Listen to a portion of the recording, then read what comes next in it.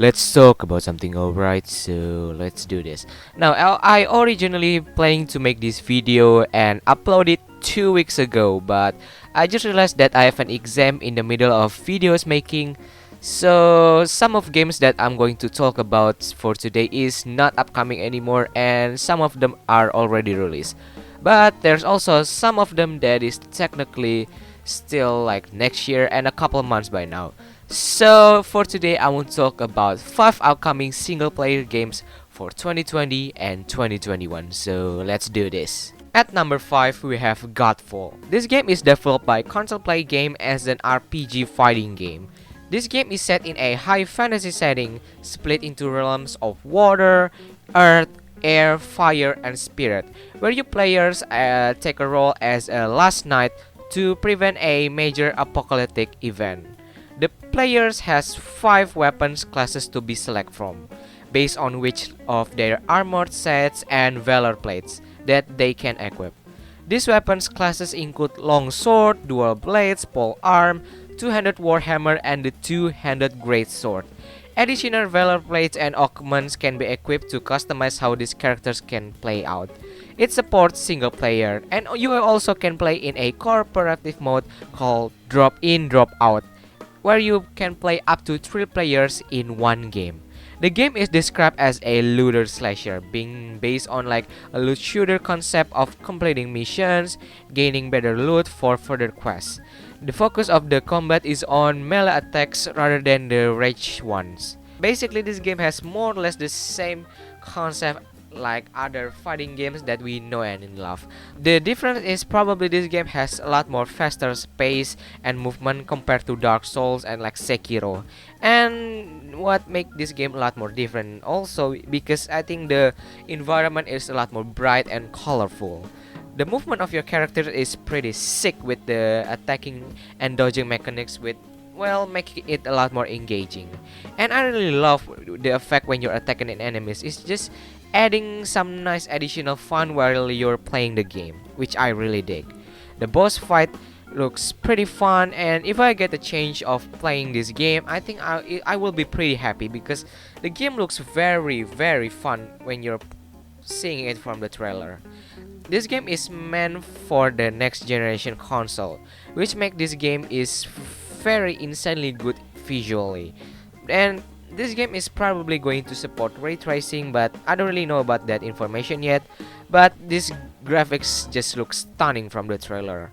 So if you're like an RPG fighting game guy and also want some new element inside of it, I think this game worth a shot. This game is only released on 12 November 2020 for PlayStation 5 and Microsoft Windows, but it will also be released for other consoles on 2021.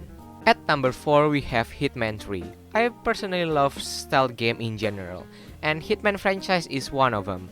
Like its predecessor, Hitman 3 is a stealth game, and you know that it's a third-person stealth game where you play as Agent 47 again. In the game, 47 will again travel to various locations and carry out contracted assassination of criminal targets across the globe. The base game features 6 new locations, including places like Dubai, which was announced alongside the game, as well as Dartmoor and England that they show us in the trailer. These maps are only the one that will come in the game when it came out, but I'm pretty sure that they will add more maps onto the game on further update and DLC. So don't worry if you feel like you will run out of map to be played in the game. The unique thing is that players who own Hitman and Hitman 2 from the previous game will be able to import maps, levels, and their progress into Hitman 3. Now, knowing that thing that you have done in the previous game is not going to be in vain is pretty dope. The game will feature a PlayStation VR compatibility on PlayStation 4 series. The VR functionality will also retroactively apply to levels imported from the previous 2 entries.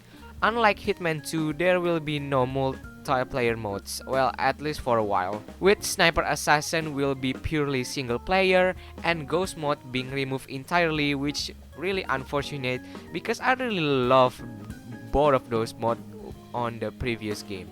From about how the story goes, that the developers said that this game will be a lot more darker and mature with a lot of mystery that we don't know. And the plot twist they say that is going to make gamer shock.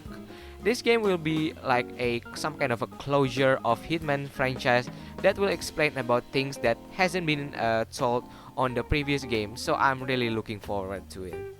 This game will be released on January 2021 for PlayStation 5, Xbox Series X, Xbox Series S, PlayStation 4, Xbox One, Nintendo Switch, and Windows. At number 3, we have Resident Evil 8 Village. Now, this game will be a sequel from the previous game Resident Evil 7 Biohazard that will again focus.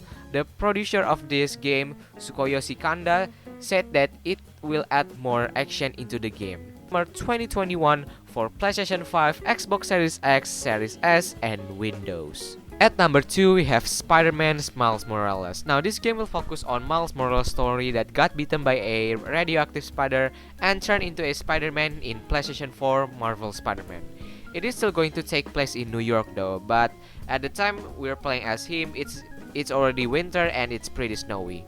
There are two modes when you're playing it on PlayStation 5 in the game. You can choose either Fidelity mode and Performance mode. Fidelity mode is basically a better looking visually. I mean, like, it will enable ray tracing and better visual in general. But the downside about using this mode is that the game will be locked on 30 FPS only. Now, Performance mode, just like what's the name of the mode, it gives you better performance in the game and better frame rate at 60 FPS. Granted though, this game still looks amazing even though the ray tracing is off. But yes, in this mode you can't really use ray tracing, and visual probably downgraded a little bit. If you ask me personally, I would prefer the performance mode because I still prefer that smooth 60 FPS rather than the ray tracing. I mean, like, you're swinging around the city anyway, so that kind of detail is not really the thing that I'm paying attention to. The gameplay is really the one that I dig. I mean, like, the way Miles is swinging, and it really fits his character. Not as monotone as the PlayStation 4 Marvel Spider-Man. Not saying it is bad though, but this one is just, I don't know, better and cooler. The fighting is also improved by adding the bioelectricity to Miles' power, just like in the comic. And the fighting in the previous game is great and all, but I'm not saying that it is bad. But after you play it a couple of times, the Marvel Spider-Man is starting to feel repetitive. It's just my preference. Miles' capability might help with this and making it a lot more engaging and, you know, fun. Other mechanism is pretty much identical to the previous game, and as you guys can see from the title of the game, this game is not Spider-Man 2. And the story inside of the game is not going to be as long as Marvel Spider-Man. But nonetheless, from every walkthrough that I have watched, this game is pretty good. And to be honest, it's really worth it. This game is now available for PlayStation 4 and PlayStation 5. At number 1, you have Cyberpunk 2077. This game. Well, it is the most waited game of this year and has been delayed a couple of times, but it's finally here. As we already know, this game is set in a cyberpunk future where you play as a criminal in a cyberpunk city, or in this game called Night City. They use first-person perspective in the game, so you get a bit more engaging experience, I guess, and give you different feels from similar game like this. Now, frankly, I really want to talk a lot about this game, but I just realized how big this game is. And when I say big, I'm not just saying about the map and the stuff inside the game. I mean, like, stuff like mission, vehicles, weapons, and your character appearance from hair to toes, and crazy detail all over the environment.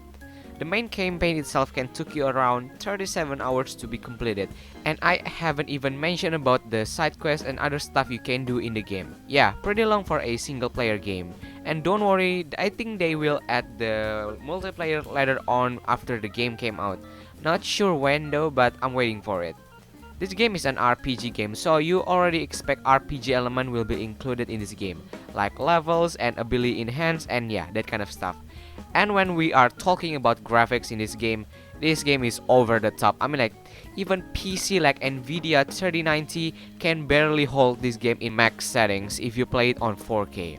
Yeah, that's all I can say about this game because it's a really amazing game. It already came out on December 2020 for Microsoft Windows, PlayStation 4, Stadia, Xbox One, and in 2021 it will came out for PlayStation 5, Xbox Series X, and S. Yeah, that's all I guess that I can mention about all of the game that will come out in 2020 and 2021. So thank you guys for watching this video. Leave a like if you like this kind of video, and subscribe for more this video because I uploaded this video once a week. So I guess that's all for today's guy, and bye.